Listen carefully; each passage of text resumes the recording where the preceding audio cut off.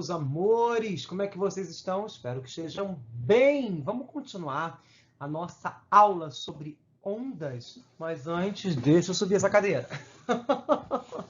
Beleza? Então, vem comigo.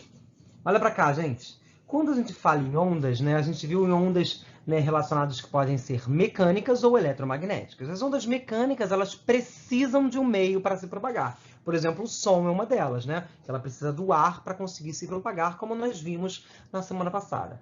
Agora, as ondas eletromagnéticas, elas não precisam de um meio para se propagar, né? Um grande exemplo disso é a luz visível. Ela vem lá do universo, do vácuo, atravessa a atmosfera toda, entra na Terra, que tem a presença do ar, enfim. Né? Então, a gente consegue atingir aí esses dois meios. Elas não necessariamente precisam de um meio para se propagar. Aí, gente, a gente tem, né, esses tipos de ondas diferentes, em diferentes categorias relacionadas à sua frequência e relacionada ao seu comprimento de onda, que é a ondas de rádio, ondas micro-ondas, infravermelho, luz visível, ultravioleta, raios-x e raios gama, ok? Ondas de rádio a gente representa por RA. Micro-ondas M, né, pode ser MI, né? Infravermelho I, bota M, I, luz L, ultravioleta U, X de raio-x e G de gama. Aí eu brinco assim, ó. Se eu colocar aqui, ó, rádio, micro-ondas, infravermelho, luz, ultravioleta, raio-x e raio gama. Então, olha que interessante. Aí eu brinco e gravo a ordem já, que é muito bom, porque se cair algum exercício relacionado à teoria de comprimento e frequência em relação a essas ondas, você já sabe. Fala assim comigo, ó, é Ramilux-G. Vai, Ramilux-G.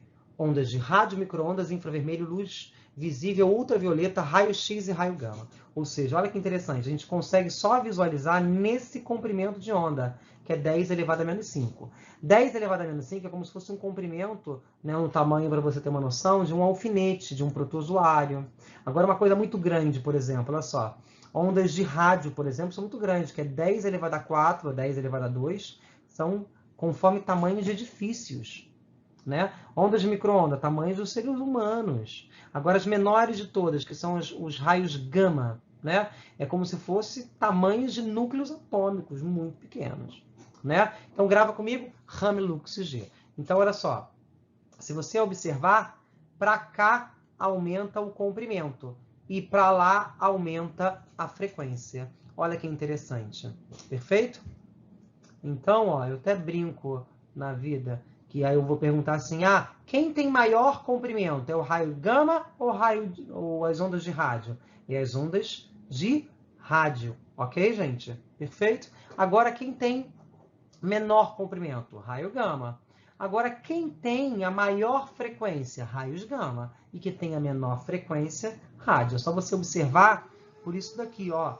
Eu tenho um número de ciclos de ondas muito maior nos raios gama do que nas ondas de rádio. Aqui eu tenho quase, não tem uma onda completa, né? Porque uma onda completa é composta por uma crista mais um vale. Belezinha, gente? Muito bem. Então, a gente tem alguns fenômenos de ondas também, que vocês precisam saber, que é chamado de reflexão ou de refração. Reflexão, quando você bateu na superfície e foi embora, ela refletiu. E quando a gente faz isso, a onda veio aqui, certo? Bateu na superfície e foi embora. Se a gente traçasse uma normal aqui, certo? Esse ângulo de incidência é o mesmo do ângulo de refração. Ok, gente? Por isso que a gente chama que o ângulo de incidência de reflexão é o mesmo da de refração. Então, ângulo de incidência é o mesmo do ângulo de reflexão. Perfeito? Ok? Falei refração, mas não é reflexão. Beleza? Então, por exemplo, se ela entrou aqui com 30 graus, ela vai bater na superfície e vai sair também com 30 graus. Em relação a esse eixo que eu traço como normal. Como se fosse isso daqui, ó. Aqui, vários normais aqui que eu posso traçar. Tá bom? Deixa eu apagar aqui para ficar mais bonito. Muito bem. Aí, gente, a refração é quando muda de meio. Né? Você já experimentou colocar, por exemplo, uma caneta dentro de um copo? Isso é muito legal. Quer ver? Vou pegar aqui, ó. Olha aqui, olha que interessante. Pegando essa caneta aqui. Se você reparar nesse próprio desenho aí, ó, vou botar aqui embaixo que aí você visualiza melhor. Olha que interessante, gente. Parece que ela tá... Deixa eu botar aqui bonitinho de ladinho para vocês verem. Parece que ela tá quebrada, ela se rompe, né? Olha só, tem um negócio aqui, aí depois ela continua aqui meio em cima. Parece que ela tá quebrada. Mas, na verdade, se você tirar, ela não tá quebrada. Perfeito? Por quê? A gente tem dois meios aqui. O meio ar, que é fora aqui do copo, e dentro do copo a gente tem o meio água. E quando muda o meio, gente, sofre muitos desvios, tá? E esses desvios, né, acaba justamente dando essa aparência. Então esse nome a gente chama de refração, tá bom? Beleza? Um grande exemplo que a gente pode pensar, por exemplo, alguém vai caçar um peixe. Antigamente os índios faziam o quê? Pegavam uma lança, parte. Hoje ainda fazem, né? Mas para caçar o peixe com a lança. Eles sabem que se acertar onde eles estão vendo, eles vão errar o peixe. Então eles têm que colocar um pouco sempre mais para baixo. Essa imagem daqui, olha, ela representa muito bem esse desenho. Tá vendo? O observador vê o peixe aqui mais em cima, mas na verdade o peixe se encontra na posição real mais embaixo. Então por isso que ele precisa atacar. Por quê? Porque sabe que pode mudar a velocidade, pode mudar a frequência, pode mudar um monte de coisa em relação a mudanças de meios. Ok, gente? Beleza? Isso é bem interessante. É a mesma coisa do Sol, né? A posição real do Sol, por exemplo, ela não se encontra onde a gente está vendo. Ela sempre pode se encontrar um pouquinho mais abaixo. Ok? Belezinha? Muito bem. Falamos então, né, desses fenômenos de reflexão e refração. Agora, difração. Gente, o que seria a difração? A difração seria a capacidade dessa onda, né, atravessar obstáculos. Então, um grande exemplo disso, né, por exemplo, se você fecha a porta e você continua ouvindo seus pais, sua tia, seu primo, enfim, qualquer pessoa do outro lado da porta ainda conversando. Isso é um exemplo de uma difração. Ok, gente? E um exemplo bem legal em relação a isso são as corujas, né, gente? As corujas elas têm uma capacidade de se comunicar a uma longa distância, né? Porque elas soltam um som com comprimentos de ondas muito longos, né? Fazendo com que ela consiga, né, ultrapassar vários obstáculos. Isso é bem interessante. Beleza? Então, difração é a capacidade de passar por os obstáculos, atravessar os obstáculos, ok? Bom, quando a gente fala de ressonância, já viram aquele... Tinha uma propaganda muito interessante, vou ver se eu acho aqui. Mas enfim, aquela propaganda que tinha um cantor lírico.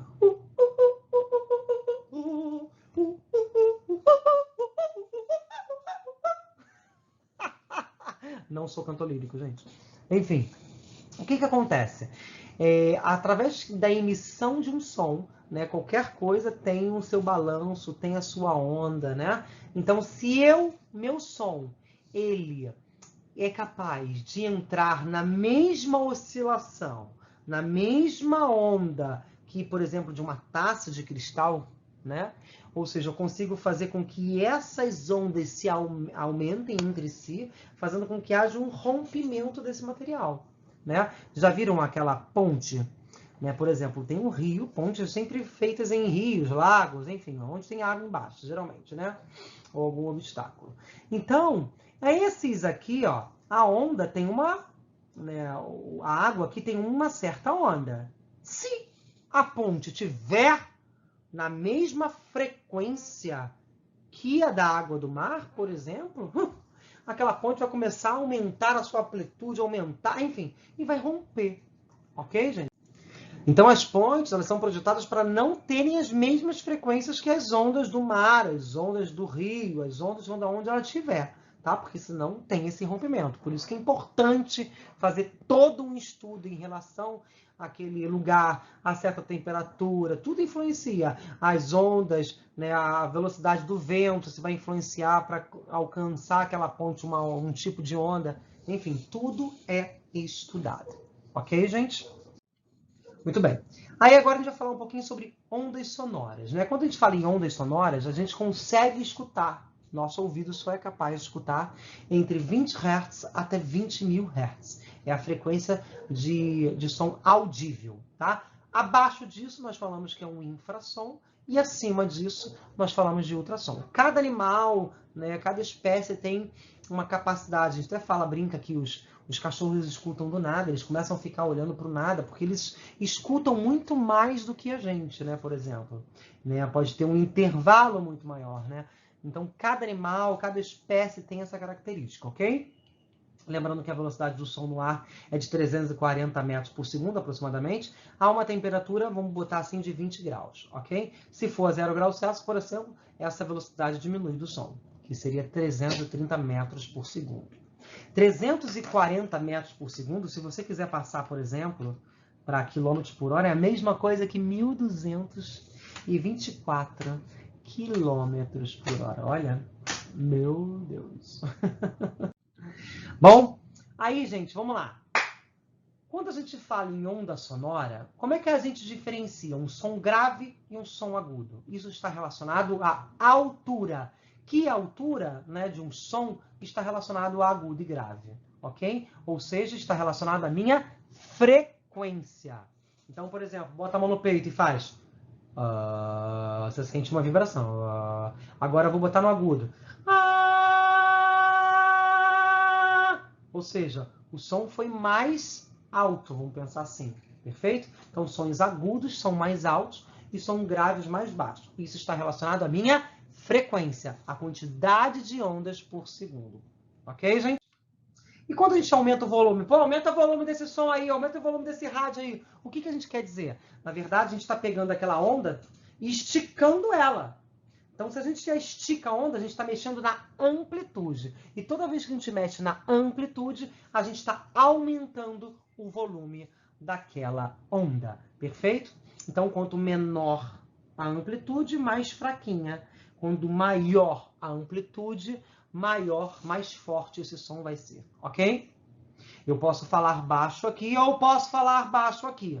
Né, e manter a mesma tonalidade, né? Porque eu não estou falando brincando agora de grave e agudo, estou falando de tonalidade, de som fraco e som forte. Tá? Bom, e por último aqui a gente tem que falar sobre timbre. Então, por exemplo, se eu fechar a porta e a minha esposa estiver falando do outro lado da porta, eu vou saber que é ela porque eu conheço a voz dela. Cada um tem sua voz, cada um tem o seu som, cada um tem o formato da sua onda. Então, por exemplo, o som de um ruído tem assim, a onda pode ser assim bonita, pode ser essa coisa horrorosa aqui, mas tem esse comportamento periódico de uma crista mais um vale, mas coisa esquisita, pode estar assim, enfim, né? Cada um tem a sua forma, ok? E a forma está relacionada ao timbre. É a mesma coisa que se eu tirar aqui o meu visor, né? A minha câmera. Você vai saber que sou eu que vou estar falando porque você já conhece a minha voz, ok? Muito bem. E vamos falar agora de ressonância, né? Vou voltar um pouquinho aqui. Né? A ressonância, quando eu falei para vocês, daquela ponte, isso é uma ponte muito famosa, né, que aconteceu lá nos Estados Unidos em 1940, quando ela atingiu a mesma frequência, tá, que a oscilação, né, do rio que passava. Então, essas vibrações foram as mesmas, acabando quebrando essa estrutura toda e não dava mais para suportar e ela rompeu. Olha como é que ficou a foto aí. Bem interessante, né? E a onda, a gente pesquisa na internet. A ponte fazia esse movimento aqui, ó. É como se estivesse na onda mesmo do mar. É surreal. Bom, então só para comprovar aqui, ó, aqui tem o antes e aqui tem o depois. Ou seja, se isso aqui combina com isso daqui, então essa crista mais essa crista vai aumentar a crista, fazendo com que a amplitude da oscilação da ponte, né, passa por uma superposição. Quando eu falo superposição, é justamente, né, ou seja, se está na mesma posição das ondas de crista, crista, vale, vale, vai somar, né, e quando vai somar, você vai ter um aumento dessa crista, um aumento desse vale, fazendo com que esse movimento entre, né, numa maior frequência, fazendo que haja um rompimento desse material, ok? Muito bem? Aí vamos lá. Aqui tem um outro exemplo. Ó. Quando uma outra oscilação ou onda é enviada de encontro à primeira, duas situações distintas podem ocorrer. Depende da combinação entre as duas, a original e a nova. Então, se tiver uma para cima e a outra para baixo, elas vão se anular, que é o ideal. Né? Agora, se tiver uma para cima e a outra também para cima, elas vão somar. Perfeito? Então, olha que interessante. A figura aqui mostra que não há uma concordância, por exemplo. as cristas não estão batendo. Olha só, a da verde, a da vermelha e da azul. Nada se bate. Agora, né, se essas ondas se combinam, aí sim a ressonância vai ocorrer. Beleza, gente? Muito bem. E vamos falar agora de eco e reverberação. Quando a gente fala de eco, né, porque a gente precisa de um obstáculo. Então, a gente tem uma fonte de som, ela bate no objeto e volta, formando uma onda refletida, formando o eco. Ok, gente? Então, ó, se o ultrassom emitido reflete nos obstáculos, é captado pelo equipamento. Um exemplo de reflexão das ondas sonoras é o eco. Ele ocorre quando a distância entre a origem do som e o obstáculo no qual ele reflete é de pelo menos 17 metros. Ok? Interessante isso, né? Então, tem uma certa quantidade de distância para que isso justamente aconteça, porque o eco não acontece em todo lugar. Beleza? Bom, gente, e falar de efeito Doppler. O que é efeito Doppler? Né? O efeito pelo qual o observador percebe uma frequência, só que essa frequência ela está em movimento, ok? Então, por exemplo, se tiver uma sirene de uma ambulância, você está lá dirigindo, aí você vem aquela ambulância, bem fraquinho, aí aquela ambulância começa a se aproximar e o som começa a ficar o quê? Mais forte. Ou seja, você percebe que aquela ambulância está se aproximando de você. Então a gente fala que isso é o caso de efeito Doppler quando a gente tem uma fonte emissora de uma onda, nesse caso sonora, que ela está em movimento. Então se tem uma aproximação, o som percebido ele é mais alto. Agora, se tem um afastamento da ambulância, por exemplo, esse som percebido ele é mais baixo, ok? Beleza? Olha que interessante. Por quê? Porque quanto mais perto tiver aquela ambulância, por exemplo, de você, maior a frequência. Ok, gente? E quanto mais longe, né, tiver mais afastando, vai ter uma baixa frequência. E lembra, som agudo, som grave, né, relacionado a alta frequência e baixa frequência. Beleza, gente? Sim ou não? Belezinha. Muito bem. Bom, mas, Rodrigo, para que o efeito Doppler, né, serve, né? O efeito Doppler ele é utilizado muito para medir velocidade relativa das estrelas e de outros corpos celestes, tá? Né? Principalmente corpos luminosos em relação à Terra. Então, por exemplo, cientistas concluíram que o universo ele está em expansão. Por quê? Porque a cor dos corpos celestes luminosos apresenta um desvio para o vermelho, que indica uma distância entre eles e os nós que estão aumentando essa distância, perfeito? Então, isso que é interessante e através de observações a gente consegue definir, né, através de todas essas teorias já estudadas. Beleza? Bom, gente, era isso que eu queria falar com vocês, para a gente poder finalizar a nossa aula. Então, qualquer dúvida, me pergunta lá. Ou escreve para mim, beleza? Um beijo grande. Fique com Deus. Espero ter ajudado. Tchau, tchau, gente.